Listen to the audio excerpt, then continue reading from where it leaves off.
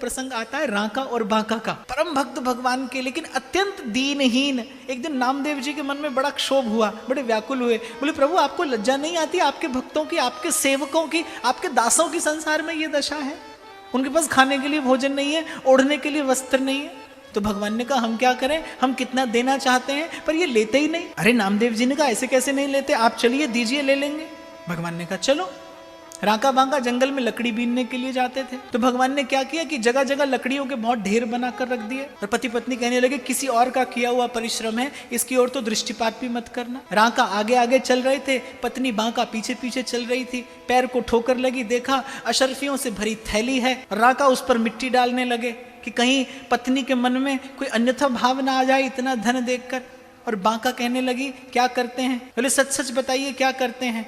तो रांका ने कहा कि ये स्वर्ण पड़ा था, मुझे लगा तुम्हारे मन में कोई अन्यथा भाव ना आ जाए, अभी बात पूरी ही नहीं की। बोले अरे मिट्टी पर मिट्टी डालने का क्या लाभ है, पराया धन है, पराया धन है, हमारे लिए तो वैसे भी मिट्टी के ढेले जैसा है, आप मिट्टी पर मिट्टी डालने का परिश्रम क्यों करते हैं? रांका ने कहा मुझे तो अभी स्वर्ण में और मिट्टी में भेद दिखाई पड़ता है, पर तुम सच में बांका भक्त हो, तुम्हारी भक्ति, तुम्हारा भाव सच में बांका है कि तुम्हें स्वर्ण और मिट्टी में भेद दिखाई नहीं पड़ता। पराया धन है, वैसे भी मिट्टी जैसा है। अब नामदेव जी को कहा प्रभु ने कि देखो हमने तुमसे कहा था कि इनको किसी भी भांति दो, ये नहीं लेंगे। तो बोले प्रभु सन्मुख होकर दीजिए।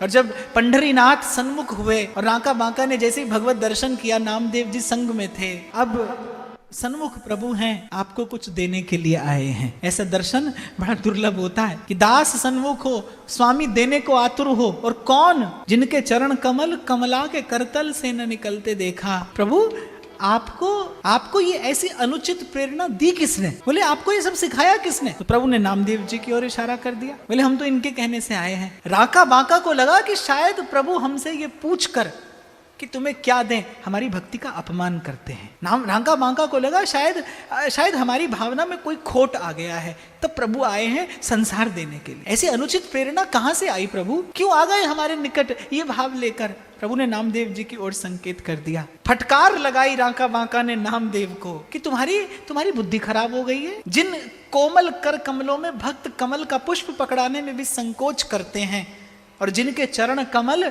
कमला के करतल से न निकलते देखा।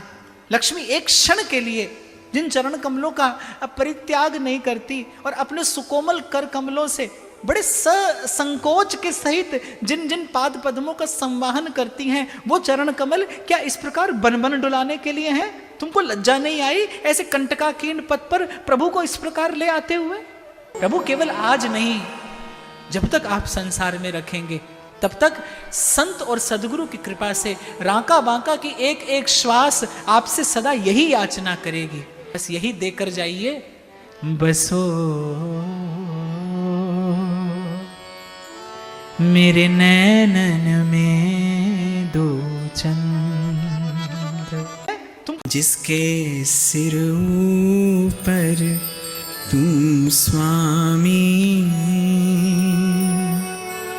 सो दुख कैसो पा